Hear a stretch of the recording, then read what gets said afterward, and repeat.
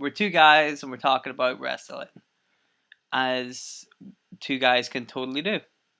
We're free to do whatever we want. Yeah, we're both pretty long time wrestling fans, right? I'd say so. I mean, I think I've been watching for about going on 30 years now. Yeah, that's pretty long time. Yeah, I'll give you that. That's pretty good. Yeah, we've been watching for a while, so we thought we'd just, share our thoughts on the internet like everybody else does. So Yeah, now, because that's nice and original. yeah, we can do. If everybody else can do it, we can do it too, right? Yeah, Our voices deserve to be heard. damn right. They're incredibly important opinions, which you're about to find out. You're about to hear all about them. And we got some opinions, man. We got some real opinions. Let me tell you that. We're very opinionated people on this podcast. um, let's start with. Should we start with Takeover? Yeah. NXT Takeover, which follows in a long line of NXT pay-per-views, if you can call them that. NXT big shows that are incredible. Yes. I think they are generally called takeovers as well. Yeah, I guess we're called takeovers now. Okay, so we'll call them takeovers. And yeah, like consistently but probably since the very beginning, they've been knocking these shows out of the park. I can't think of a single bad one. Yeah, and they've been doing it for something like 3 years now. Yeah, I think they're going on for like 3 years now, or thereabouts. And yeah, it's hard to find a bad one. There's always like a real classic on every show. Definitely. Like, and that's not even like an exaggeration. There's always just a match where you go, God damn, this is why I love watching this stupid sport. That's what I love about Takeover. And sometimes it's like a really good wrestling match, and sometimes it's like silly stuff like the War Games thing. Yeah. Like that was so stupid, but it was so brilliant at the same time. Everything worked. It was like a proper wrestling match without the wrestling, if you know what I mean. It was just fun, and that's the key word. The key point, I think, is that takeovers are fun to watch. Absolutely. They're a lot of fun. Like a big part of that. Well, I think there's two big parts of that for me. Is for one thing, it seems like the wrestlers themselves aren't like overly produced like you get, say, on the main roster, where like every match seems like someone else has kind of decided what's going to happen, whereas on takeovers it's all just go out there, do your thing, put on the absolute best show possible, and that's what they generally do. And like the other main thing, which I think makes takeovers stand out compared to the main roster shows, is just like the timing of matches as well. Like nothing really ever overstays its welcome, so it's both kick-ass action, but it's just, it tells like the story it needs to tell, and then gets out, doesn't bother hanging around and stinking shit up. Yes, I will agree with that. They the matches never drag. When you watch them, you're always like, they might start off slow, but you're still invested in the match, and that's because by the time it builds up and at the end of the match, the slow start's worth it because you've went through like a bit of a journey there, and they never drag. They all kind of flow properly, and it's strange that a lot of the matches on the main roster don't really do that. And I think maybe it is because of what your first point, like there might be a bit too much interference with wrestlers putting matches together from like road agents. Yeah. A lot of voices telling them to do this or that, and to not do this or that, and to kind of work the match on their behalf ish, kind of putting stuff together for them. Whereas you feel like when you watch NXT, there's a lot more freedom to come up with ideas and spots, and the way that matches flow. and things like that. Maybe more to do with, they always say that wrestlers would improvise a lot in the ring and they wouldn't plan Yeah. stuff out. You feel like that's more on show in NXT, and that the more planned out stuff is saved for the main roster. I mean, Definitely. obviously spots are planned out in NXT, but because they're free to improvise around them, it feels more natural when they hit the marks. Yeah.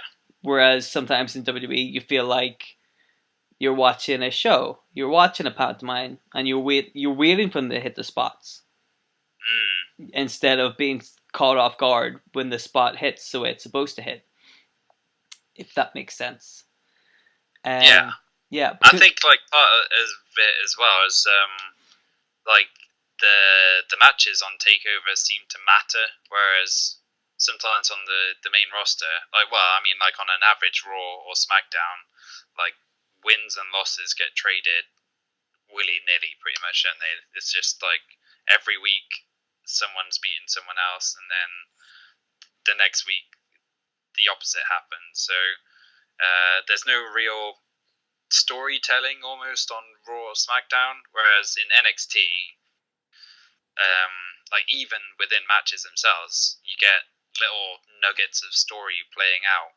Like say the Ricochet versus Velveteen Dream match at Takeover, like with Dream trying to outdo Ricochet like throughout the whole match, like basically whatever you can do, I can do better, which ends up costing him the win in the end. It's like that kind of thing is just it's missing from the main roster pretty much. yes, exactly. Yeah, me and my brother, like will critique matches and shows when we're watching them a lot between ourselves. And whenever he saw that Dream versus Ricochet match, he was like, that's there it is. That's just a mid card match with no real like stakes at hand. You know what I mean? No Yeah, yeah. championships to gun for. It's just two guys trying to fight and prove that they're the best out of those two guys. And it was incredible. Yeah. And that's, it's simple. It's really simple. I think a lot of that, though, has to do with the fact that NXT itself is only 1 hour per week, as opposed to Raw and SmackDown. Because even if you just pick them as separate entities, you're still talking 3 hours per week as opposed to one. And the 1 hour a week that NXT have, they pace it out perfectly. So if one week they're focusing on the tag team championships, the next week they'll be focusing on the women's championship, Yeah. and vice versa. And there's always a place for people. They can time it out properly. Like if a guy in NXT misses one show, that's understandable because they only have 1 hour. He might appear in the next show. It all makes sense. And so they're able to time it out right. It's the way SmackDown was as well. When it went live, it only had 2 hours to work with. And it was able to pace it out so much better than Raw, who had 3 hours, but they didn't maximize the time. They just padded it out with stupid crap and, nonsense. Whereas SmackDown was introducing like 2 new belts. So it needed to maximize its time perfectly so that the belts had enough time to shine, but also the people challenging for the belts had enough time to shine, and the divisions had enough time to work themselves out. It Yeah. was paced really well, and at some point they kind of dropped the ball on that. So I haven't been watching recently. I don't know how well they've been doing with picking that ball back up, but it's a heavy ball to lift, and you don't want to drop it. Yeah. Um, but yeah, overall, like NXT seems to be like a bigger, like a mark of quality. Let me tell you this: I have a theory. This is a half-baked theory. It's not Okay. concrete, as most of my theories are. It's not really a theory. It's just an idea I had. But imagine, if you will, that the WWE knows that Raw and SmackDown suck compared to NXT. Like they have to know. They definitely 100% know that NXT is a better all around wrestling show.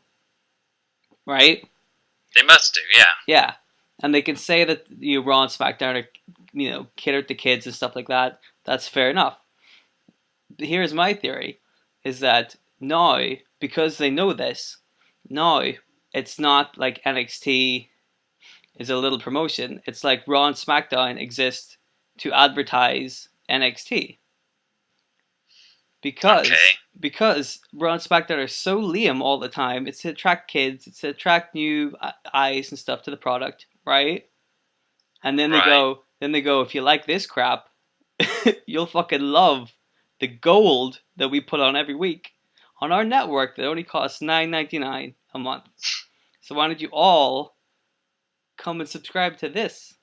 You know what I mean? Mm-hmm. It's like they're teasing them in. They're giving away the crap stuff for free, and they say if you want the premium stuff, you gotta pay $9.99 a month.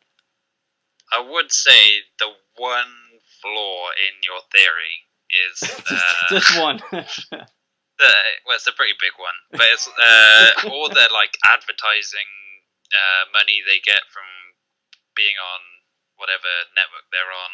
I can't remember now, but all that advertising money, as well as whatever the network pays them, every year for showing Raw and SmackDown, probably makes those two the flagship shows, whereas NXT, I think, is generally considered a loss maker, like because it's so small and they have to pay, I think, to use Full Sail University to do the tapings and all that kind of jazz. Like NXT basically costs them money, but they do it because it's good for the development of all these stars coming through. But you can see where I'm coming from, though, right? I mean, yeah, I can kind of see where you're coming from, but because otherwise, why would they put out like consistently awful television? It's a good question. Like, what? Why else would they do it? Like, unless they were like, hey, come pay for the good stuff. Like it, and the stuff that you pay for is really good. I don't mind paying for it. It's that good. I'd rather watch that than watch Raw and SmackDown. So mission accomplished. They did it. Maybe though it's a case of you're considering the wrong audience here. Like you're considering us fans as the audience, where I kind of think maybe the audience is Vince McMahon, and he looks at Raw and SmackDown and thinks, "Oh, this is great. I love this. More fart jokes." I love the idea that he is the audience, and he's like, give me the numbers from last week's Raw and SmackDown, and they give him the numbers, and it's just like one, which is him, and he goes, "I don't understand. Our ratings are amazing. We got 100% viewership. This is ridiculous. What do you mean we got beaten by baseball or whatever the fuck? I don't know what they watch in America. They watch baseball, right?" I think it's football is the big one which screws them over. Football and basketball. They probably get beaten by baseball too, though. And baseball is so boring. Yeah, jeez. But then, Raw is 3 hours and is also boring, so it balances out. Anyway, enough about baseball. So yeah, the point is there was another great NXT show, Takeover, over the weekend. What was your favorite match? It's that hard to choose. Right. I thought the opening tag match was so awesome. Good. Wasn't it? It was so good. Oh my god. Because I've not really seen a lot of Kyle O'Reilly's work, but between this match and I think he challenged Pete Dunne for the UK title on the NXT before this.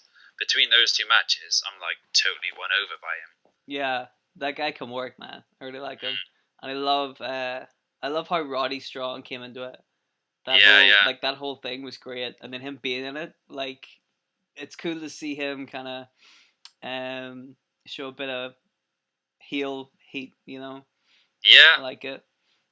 Yeah, dude, that tag match was so good. And that's another reason why I like NXT, is that their tag matches are really good. They always have really strong tag teams, and you can always bank on that, And this is another classic. Yeah, well, it's another case of strong tag teams in NXT, but then once they get called up, like nothing gets done with them really. Like you take like the Revival, who were basically The best. in multiple match of the year candidates, Yep. and then they get brought up to the main roster, and I couldn't tell you what they've done aside from that match against Roman Reigns and Bobby Lashley this week. I didn't even know that was a thing. Didn't even know. I assume they lost. Oh yeah, of course they did. Cool. That's good. You wouldn't want one of the best tag teams on the show to win a match. That'd be silly. No. Why would you do that? No, exactly. Like, yeah, they do have a habit of doing that with tag teams. Like, the Ascension as well. Yeah, completely wasted on the main roster. Like, that's amazing how quickly they just couldn't give a shit about the Ascension. Yeah. Ascension came up and they were like, yeah, and they had like a couple of matches, and then it was like, nah, fuck them. They're not gonna do nothing, which is weird. Like, why bring them up? It doesn't make any sense. I guess it's just adding new faces to the roster and trying to freshen things up, but yeah, it's the same kind of thing before, as we said before. Like, it's all about what Vince wants, and if he doesn't get a gimmick or a superstar or whatever, he's not going to get behind them, and then that makes it really hard for them to sort of shake off that kind of loser tag and do anything of note. Yeah, I think we've come up with a name for the podcast though, which is, it doesn't make sense, because I have a feeling we're going to be saying that a lot about the main roster. We'll just be like, it just doesn't make any sense. Yeah. And yet there it is. They did it anyway.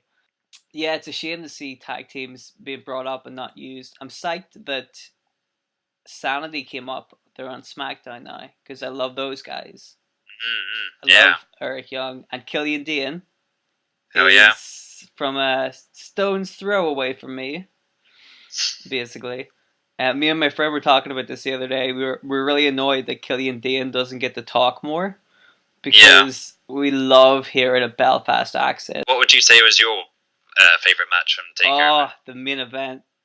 Oh, it won me over. Like, halfway through that match, I was like, there must be a God, because he gave us this feud. He gave us Johnny Gargano versus Tommaso Ciampa, which none of us thought we needed. Nobody but apparently we did. Yeah, we didn't know we wanted this, but god dang it, we were blessed, and it's so good, and they're both so good, and the stuff in that match, like, the bit. This is no spoilers, because we've all seen Takeover by now, I assume. But there's a bit where Johnny Wrestling hits the air raid siren on through the tables. Yeah. What do you call that? The Celtic Cross? It's It might have been, yeah. Yeah, okay. Well, through the tables anyway, right? Mm-hmm. And Ciampa, like, hits his head off, like, the floor. Yeah, that looked nasty. Right? Like, he definitely does. So then they bring out the stretchers and stuff, and I'm like, oh, dude, this isn't, like, it's real. Because he hit the floor really hard. I'm like, holy shit, this is legit. He's really sick, And then they're just padding for time, cutting to Gargano, like, crying about his ring. They're like, oh, they're just padding it out while, like, get him out of there. And then the match kept going, and I'm like, oh, you pieces of shit, you got me. God, you really got me that time. And again, that's what we're talking about. It kept me interested. It really got me into the match. I'm like, god damn. And then the whole sequence after that was just beautiful. Yeah. That whole bit, like the whole end of that match, stunning. The bit where he, like, handcuffed him, and it was just, like, laying in those super kicks, like, super kick after super kick, and you thought, oh man, that just looks devastating. But then the fucking DDT. Yeah. Oh. On Chekhov's exposed wood. Yeah. Yeah, exactly. But again, like, I had forgot about it. That's the hook. You know, they do the Chekhov's gun, but then they work the match around it, so you forget about it. Yeah, yeah. And then just when you forget about it, bam, they hit you with it. I'm like, oh shit, yeah, that thing. Damn. Yeah, dude, that's match of the night for me. 17 stars. That's what Dave Meltzer gave it. Yeah. He's a smart man. He wouldn't lie. So yeah, overall I thought very, very good event. But let me ask you this. What did you think was, I'm gonna say the worst match, but by that I mean the less good. You know what I mean? The least amazing match. I'd say for me, the probably the weakest match was the women's championship match between Shayna Baszler and Nikki Cross. Mm-hmm. But I mean, I'm a big fan of both of those guys because I think Shayna Baszler brings something to the women's division that's almost like Brock Lesnar on the main roster. Like she comes across as so real and so badass. It's just awesome. And at the same time, you get like a character like Nikki Cross, who's just ridiculously entertaining with a crazy shtick. But for some reason, I don't know, something about the match just felt like it didn't click into that highest gear. It's still good, don't get me wrong, and like the whole sequence at the end where Shayna gets Nikki in like the choke, and then Nikki's trying to fight it off, and then she gets that smile on her face right before she starts passing out. That was a really cool moment. But on a night of like awesome matches, that was probably just about the weakest for me. Yeah, I mean that would have been the one I picked as well. Not because it was necessarily bad, but yeah, that was the one that I thought wasn't as exciting as the other ones, I guess. You know, yeah, that's one I would have picked.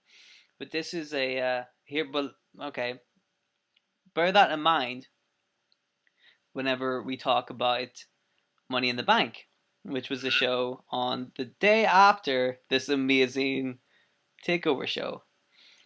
Yep. Like the rumor used to go around whenever Takeover started that the guys on the main roster would watch Takeover and then kind of get jealous and try to up their own game. Yeah. By now, I think they just went, fuck them. NXT is gonna do better, so let's not bother. You know what I mean? You're getting the idea where they're like, we can't beat that with, you know, potentially being handcuffed to do specific things or not do specific things by the powers that be. Yeah. Yeah. So Takeover, incredible show. Everybody had a great time watching it. Wasn't too long. About 2 hours 40 minutes, I think it was. Yep. Want to stress the fact that it wasn't too long. And then the night after that, the main show has Money in the Bank, which is usually pretty good. Mm-hmm. Has a history of not being too bad. The Money in the Bank matches are usually pretty good. And the undercard on that generally like decent enough, you know. Money in the Bank's usually a pretty solid show. Yeah. So then this one happened. And yeah, it was a show, I guess. I missed the pre-show and I missed basically the first two matches. I came in at the tail end of the Bobby Lashley show. Okay. So I just saw him like, you know, rip Sami Zayn in half. Mm-hmm. I'm like, well, good. I'm glad that it's business as usual. And then, well, to be fair, I think that's kind of what that feud needed, really. Like, it was after all of those weeks and weeks of Sami Zayn taunting Lashley about his sisters, whatever the fuck that military was about. service. Yeah, man, yeah. Lashley really needed to just steamroll him, which he didn't exactly do because it kind of dragged a little bit with Sami kind of playing mind games to begin with. But yeah, eventually it got to the Squash City, and that kind of did what it needed to do. I have heard that Sami Zayn is hurt, and that's Yeah. why this match happened, so we could take some time off. But wouldn't it have been nice if they just didn't have that match? Yeah, well, the whole feud, I don't think did Yeah. either guys any favors whatsoever. What? Just what? Why? I don't. Ugh. Yeah. It wasn't. Yeah, it wasn't the best idea they've ever had. Yeah. But hey, now that it's over, maybe Sami Zayn could feud with Big Cass. Oh dear. He's still there, right? He's still in the company. He's gone. Not Big Cass. He is out the door. But who's gonna be big? I know. Well, you can teach. Well, you can't teach him to be 7 foot tall, but you can teach him to get fired. Apparently. Yeah. What was that about? Like, that was really suspicious. Because it's like out of the blue, he gets released, and they didn't wish him all the best in his future endeavors. Yeah, which is really notable. So that means, oh, he fucked up. Oh, he did something. What did he do? Well, I did hear a story that he was apparently on the European tour that happened like a few weeks ago. He was drinking a fair bit and was like noticeably drunk in public, which caused a lot of frowns from WWE management. But apparently there was also an incident on like a tour bus where the toilet door on this tour bus had like a dodgy lock, and he thought that someone was playing a prank on him. Got really angry and then basically broke the door and made it so like no one could lock the door, which kind of pissed off everyone on the tour, or on the tour bus anyway. So that probably did him no favors either. Yeah, but like if he was locked in the toilet, what else was he supposed to do? Yeah, I guess. Was he just supposed to like sit in the? Cause like well, maybe if he sat there and somebody else came to the toilet to use it, they would let him out, right? Yeah, well, you'd think so.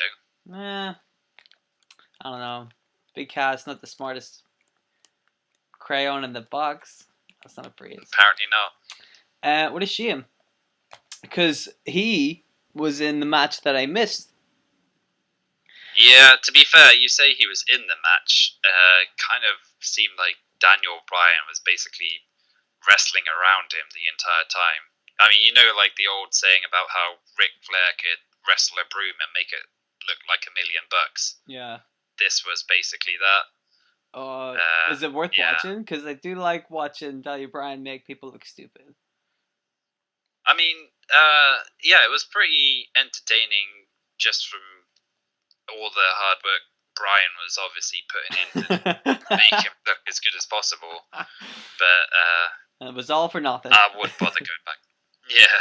Yeah, they fired him anyway. Thanks a lot, Daniel Bryan, for wasting everybody's time.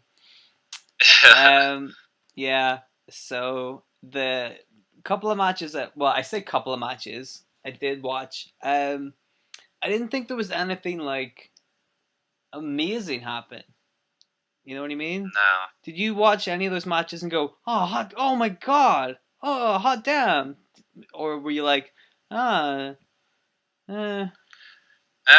Honestly, the only match which I was kind of blown away with was the Ronda Rousey Nia Jax match, which like I came into with kind of low expectations, but I thought like both of them did a hell of a job in that. Like Nia looked the best that she's ever looked, like properly throwing Ronda around and using her size and strength to look like a intimidating wrestler, and Rousey was like selling everything brilliantly and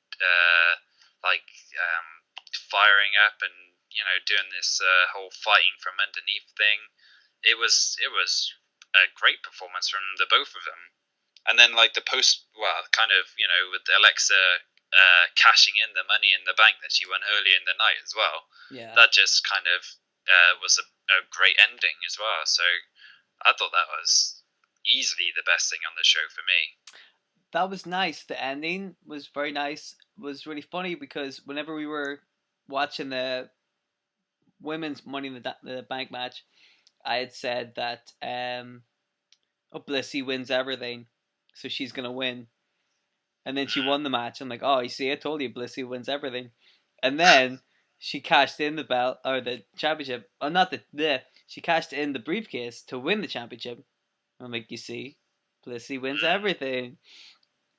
Which I don't mind because I do like Alexa Bliss. I think she's really good. But yeah, I want to just um talk about Ronda Rousey a bit and say that what was really cool about this match was that when you watch it, you wouldn't know that that's her first or second singles match. Yeah, I believe her first ever. Yeah, like when you watch it, you're like, this just a regular women's wrestler wrestling away. You wouldn't have known that that was the first singles match she'd had because it seemed like she'd been doing it for a while. You know what I mean? Yeah. But that was And really like cool. the whole follow up angle on Raw as well was spectacularly done. I thought. Is that where she beat up Kurt Angle or something? Yeah, basically, it was kind of Fuck you, Angle. old school sort of Stone Cold esque angle where she just kind of lost her shit and beat down Alexa, then beat down Kurt, then picked up Alexa and powerbombed her through a table. Nice. Just because he was that pissed off. As you would be. But, you would be. Oh, yeah, of course. Yeah, it's understandable. It's fair enough. Bitch stole my title and put it through the table. Yeah. Interesting that they suspended her for 30 days, though, right? Yeah, I mean, I kind of understand maybe they, want to give her as much opportunity to get in the training and get better wrestling and stuff, but I think she should just be thrown in there. Like, she's that good already that she can probably have matches with pretty much anyone on the roster. So yeah, just take advantage of the fact you've got Ronda Rousey as like a WWE superstar. Yeah, but what I think is quite possible is that what they're doing is they're going the Brock Lesnar route with her, as we alluded to earlier with Shayna Baszler, where whenever she does fight, it's a big deal. Yeah, and also kind of like the Steve Austin thing you were saying, like they can suspend her for this and they can keep her away from the ring for that, and that's going to put heat on them and face heat on her for standard but like natural heat, not forced like Roman Reigns heat, like proper rebelling against authority kind of thing. So that when she does turn up, it's a big deal. And someone's going to get their ass kicked, much like Brock Lesnar should be. And was for a while, but isn't at the moment, I don't think. No, he's kind of disappeared at the moment. Yeah, and should we touch upon that as well? If I can sidebar for 1 second. It is. Yeah, I mean, I know there's like all these rumors about what sort of contract he signed after WrestleMania and if he's gonna fight for UFC this year and all this kind of stuff. But even still, it's not a good look when the guy who's supposed to be the main champion on your flagship show isn't around for 90% of the year. I mean, yeah, it's a bizarre situation, really. It looks really bad, but also, that nobody talks about it, or they rarely talk about it, and I find that really strange. Like, how many times has Brock Lesnar defended the championship this year? Yeah, right. It's two. It's probably Royal Rumble and WrestleMania, Royal Rumble, and that Oh, at greatest the Royal Rumble greatest as Royal well. Rumble, right? 3 in 6 months, right? Mm-hmm. Um, how often has he been on like TV? How often have we seen him? Right, not that often. So if No. this belt is hard to find and it's elusive and the champion's a monster, right? Surely, and this happened the last time he did this, last time he was champion. Surely somebody would be like, I want to fight the champion. I want to do it. I want to be the contender. But Well, a lot of the time when Brock Lesnar isn't there, they just don't talk about Brock Lesnar. mm, You know what I mean? Like they don't like other than Roman Reigns going, yeah, I still want a shot because I've lost every match I've ever been in this year.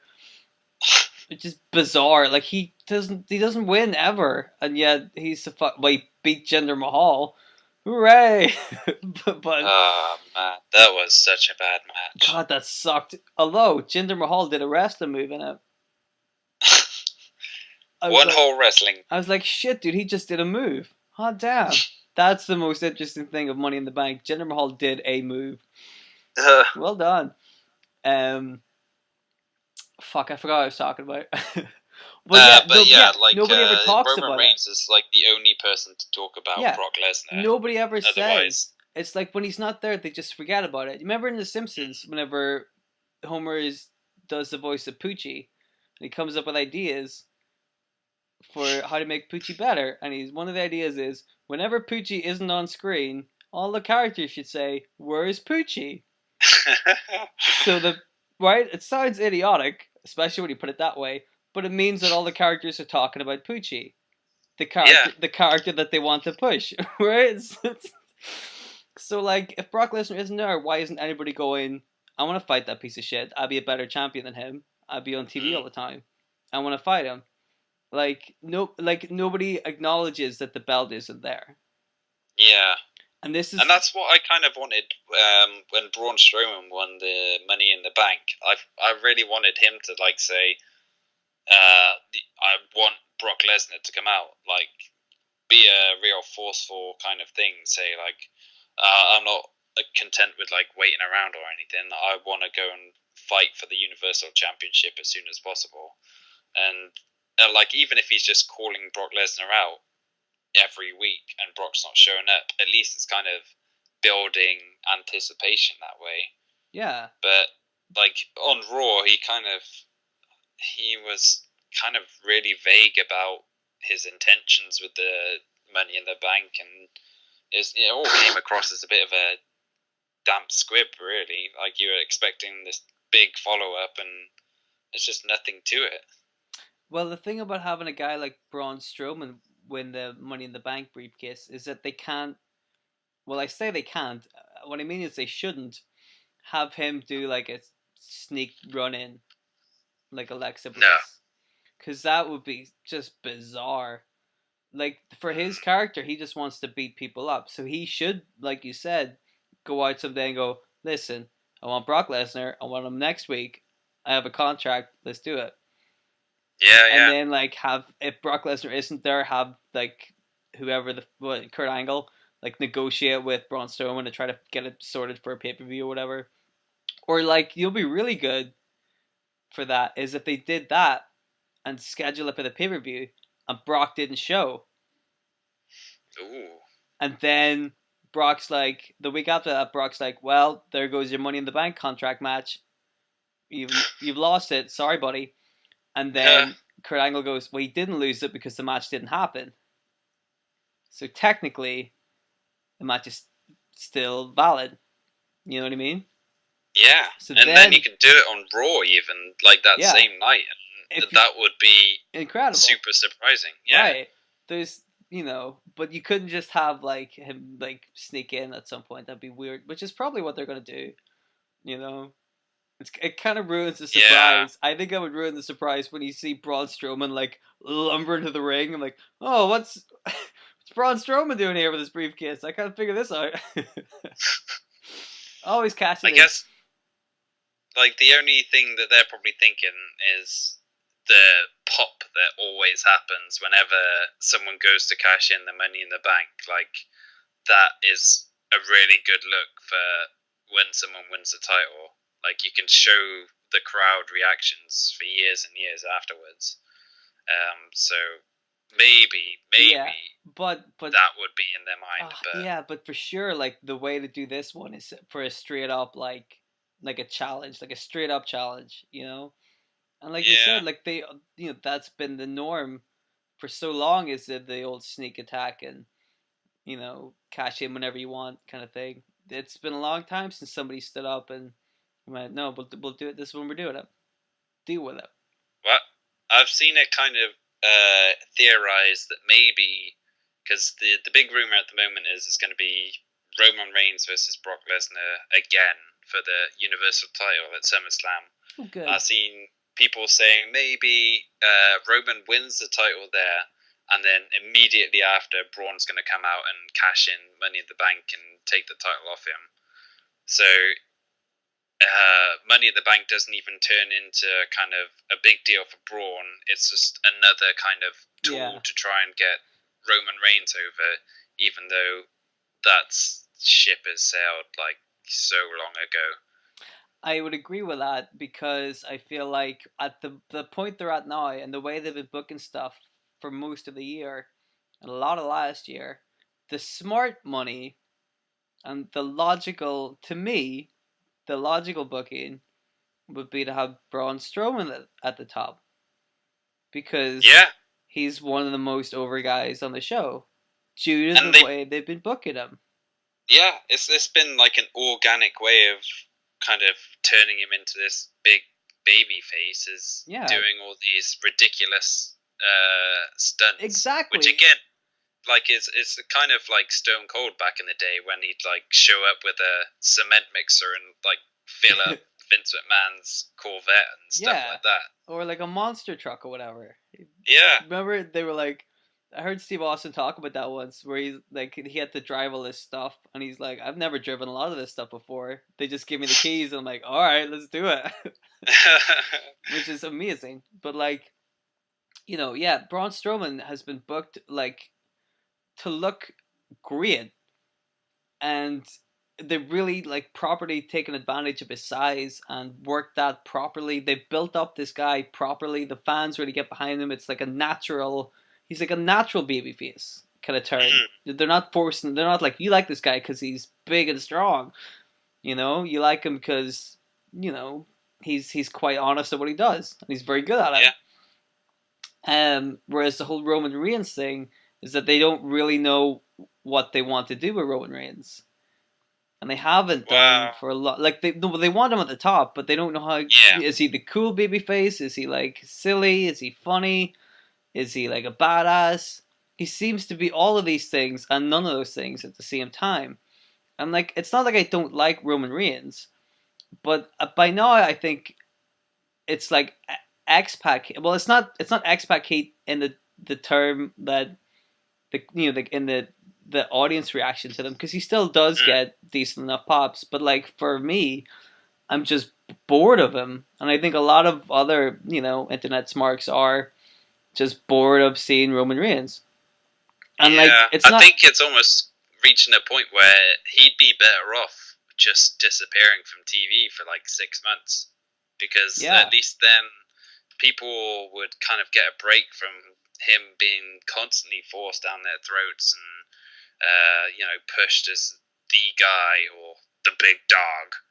Um, Whereas, like, if he just wasn't around for a while and the show could revolve around someone different, I think it would easily get rid of a lot of the ill feelings towards him.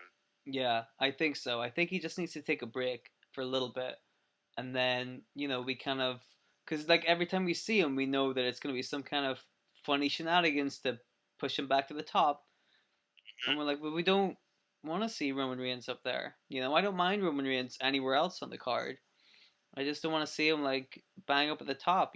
It's just strange that they could potentially like miss the boat on Braun Strowman when I feel like because they've been pushing him so well for a while. It doesn't make any sense to ignore that. Like why Yeah, put the work in if you're just gonna not acknowledge it. It's very strange. But it again comes back to Vince, man. It's like maybe Vince is like, yeah, well, build up Braun Strowman and then, well, use him to get Roman Reigns over. It's like, well, why not just build up Braun Strowman and have him as like the main face of the company? Well, yeah, but you could easily do both. I mean, if Braun Strowman is the face of the company, then you can use him to get other people over. That's exactly the point. Mm-hmm. Why don't you know? But if they do it properly, they have to do it properly. You know, the main event talent always end up putting each other over. That's the hook. You know. Yeah. Um. Yeah. I don't know. I think. Well, overall, I just think that Money in the Bank wasn't that good. You know, Yeah. I think it was I concur. way too long, and I wasn't like invested in a lot of the matches. I didn't sit up and be amazed. I didn't, you know, I was happy to be distracted by other things when I watched the show, which was bad because then it lasted even longer. But yeah, the show felt long. And that's the like we've been saying, it's the difference between good pacing and bad pacing. It's like watching a Yeah. film. If you watch a bad film, you know how long it takes. Whereas if you watch a good film, you don't realize all that time has passed. Mm-hmm. You know what I mean? It's the same with this, and a day apart. It's a good film versus a bad film. You know what I mean? Absolutely. One is really well constructed, really well timed and paced, with great actors, and it keeps you invested, and you kind of forget how long it takes. The other one is self-indulgent, way too long. Still has great actors, but none of them are being used in their top potential, squandered, if you will. Yeah. And it's just not entertaining, which is funny because it's in their name. World Wrestling Entertainment. You're supposed to entertain us, guys. But Oh well. yeah, there you go. So my friend on Monday was gonna do a big marathon day where he watched Takeover, Money in the Bank, and the New Japan pay-per-view. Oh, yeah. And I was like, okay, man, I haven't seen the New Japan pay-per-view, so I'd like to watch that. I have seen Takeover, but I wouldn't mind watching it again. And I have seen Money in the Bank, and I would definitely not want to watch that again. And I think that sums it up, you know? Yeah. Have you seen that New Japan thing, by the way? I want to, but I just haven't found the time recently. Yeah. Like, I really want to see that Omega. Is it Okada he's against? Yeah. Yeah. Oh man, like, was it a 6-star match or something from Meltzer? Well, we ended up watching most of the New Japan thing, but we didn't get to the end of it. So we have the last two matches to watch. We're gonna watch them on Friday, and the last two matches. Wasn't the other one like Jericho as well? Yeah, the Chris Jericho match. So on one hand, I'm like, oh man, I can't believe we haven't seen those two matches yet. But on the other hand, we got to watch some really good wrestling. Mm. Like the other matches, I'm not gonna say they're all 5 stars, but they're all fun to watch. You know? Yeah. So I'm like, cool. If this is the standard, I dig it. You know, none of the matches were too long. I didn't think. They all made sense. There were a lot of good spots. There were a lot of good, it all worked. It was a lot of fun. So yeah, I'm looking forward to those two matches on Friday. But yeah, I mean that's a lot of wrestling for one weekend. Yeah. That's the thing, man. With like 4.5-hour pay-per-views and 3-hour Raws and 2-hour SmackDowns, it's like, there's too much wrestling in 1 week for one person to watch at times. That's why I've That's kind not of. even factoring in like Impact or Ring of Honor or Lucha Underground, which has just come back again, and New Japan. So Yeah, there's a. But that's kind of why I've stopped watching a lot of this stuff now. I don't. I used to. There was a while like last year, and kind of part of this year, I would watch Raw and SmackDown. But now I just can't be bothered. I'm like I could do something else with that time, you know. yeah, And that's not good when you watch a show. You know, yeah, I'm like kind of in the same boat. Like it used to be, 10, 15 years ago, would never ever miss like a Raw or SmackDown. yeah, Whereas nowadays it's like, well, if you miss one, yeah, you're not gonna miss much. no, you're Chances not are. gonna miss much. And then if you sit through it, you got to sit through an awful lot of just Mm. you know.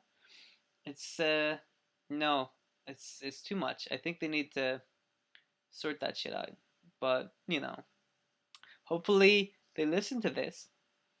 And Vince McMahon, if you want to hire us to help write the show, we are available. We will only take cash. And And only, lots of it. yes, preferably. That would be nice. But yeah, just hook us up. We'll book your shows. It'll be sweet. It'll be nice. Because yeah, at the moment it's sometimes it's just tough to watch, you know, which is a shame. Like sometimes it's enough to kind of put me off rest watching it, which is really annoying. Yeah, And then you go and watch something like NXT Takeover, and then it makes you appreciate just how good this silly sport can be sometimes. absolutely. Yeah. But it's just that other kind of 75% of the time where you're just Yeah. struggling to get through the latest shit show. Where you're like, oh, good, Roman Reigns again. Oh, he hit a Superman Yeah. punch. He needs better finishing moves as well. That's another thing. Well, on this week's Raw, Lashley stole the spear back, so maybe that's a sign that Roman Reigns is going to have to get a new finishing move if. Roman Reigns is he's gonna do the jackhammer now. Yeah, Nice, go full Goldberg. smooth. Someone's gonna do it, Why not? Yeah. right? It's just going to waste.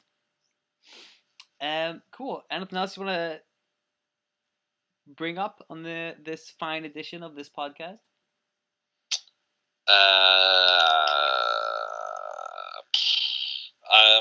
Just a tiny note on the Nakamura Styles feud, which kind of really underwhelmed me. Yeah. I think Nakamura just hasn't really had a great match since his first appearance in NXT, pretty much against Sami Zayn. It's just been a weird situation, really. You think those two guys would just gel together and have all these great matches, but maybe it's a case of booking or whatever, or like you were saying at the start of this podcast about being overproduced or something like that. But yeah, it's just a bit disappointing that whole feud never really reached the potential that it had. Yeah, that was another point that got me annoyed at the WWE was that they they made me not care about AJ Styles versus Shinsuke Nakamura. Like, can you believe that? That's Yeah. insane. Because these two guys have a proven track record that they can work well together, and then we get this. We get kicking the balls. Like to be fair, right? They kind of screwed themselves by, and this is kind of a Brock Lesnar thing with the greatest Royal Rumble of all time thing they did, where they had Shinsuke versus AJ Styles at that show, which was either like a few weeks past a championship defense, or a few Yeah, it was weeks, like a couple of weeks after yeah, WrestleMania. or like a few weeks prior to one. I can't remember, but like as you know, a lot of wrestling matches or feuds kind of go in threes. Mm. And the problem with this greatest Royal Rumble match that they had was that you knew it wasn't going to be a serious part of the feud, but it was going to be a kind of marquee match. So you knew that one was going to have a screwy ending to it, right? Like nobody really believed that belt was changing hands at that show. So Yeah, you knew there was going to be a screwy finish. So that ended up it added a match to the feud. So they've ended up having 4 matches now. And I think that really diluted things as well.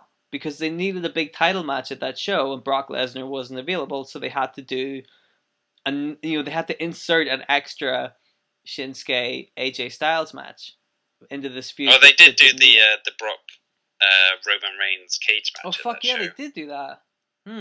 Alright, cut that bit out. Which also had like a screwy finish as well. Yeah, because the belt's definitely not changing hands. Yeah. Well, maybe what I meant was that whole show itself just felt like filler. Oh yeah, absolutely. And like even like the Royal Rumble match itself was just packed full of jobbers. Yeah, it was a waste of time. So yeah, like it was hard to get excited about when here comes Bo Dallas, here comes some guy from NXT you've never seen. Yeah, so like it felt like they were just extending feuds, and well, especially the Nakamura AJ Styles one. It felt like they were extending it for no reason other than because they had to do this show. Yeah, And I think that really hurt that whole deal. Because one of the matches I remember being really good. It wasn't the first one. Maybe it was the third one they had. And I'm like, this is turning out to be really good. This is the kind of shit I want to see. And just when it was getting really good, they double kicked each other in the balls or whatever it was. So I'm like, oh, good. Thank you for ruining that. So I don't think it's been a total failure, but like, I just wasn't interested in watching. By this point, I'm like, Shinsuke's not going to win. He's just not going to win, so I don't want to see it. And he didn't win, and I kind of wish I hadn't seen it. Yeah, that's tough whenever they make Shinsuke versus AJ not interesting. It's hard to do, man. It's unbelievable. Takes some effort. Like, it's unbelievable they would do that. And could do that and would have the balls to do that. But again, why would they do that unless they wanted you to watch the premium content on Takeover, only $9.99? Yeah, I'm starting to be swayed over to your side of the Think argument. about it. You know what I mean? Oh, you like Shinsuke Nakamura? You should see him on NXT. $99.99. I'm telling you, man. The more you think about it, the more sense it's gonna make. Yeah. Cool. I think we've covered everything pretty well. I'd say so, yeah. I think we did a good job. So cool. Let's we'll do this again next month. And thank you for listening, Bryce, Craig. You guys are sweethearts. And we'll see you next week. Next month. See you next month. Yeah. Not next week. Yeah. You know what we're gonna do? On Monday nights, we're going to have 3 hours of podcast.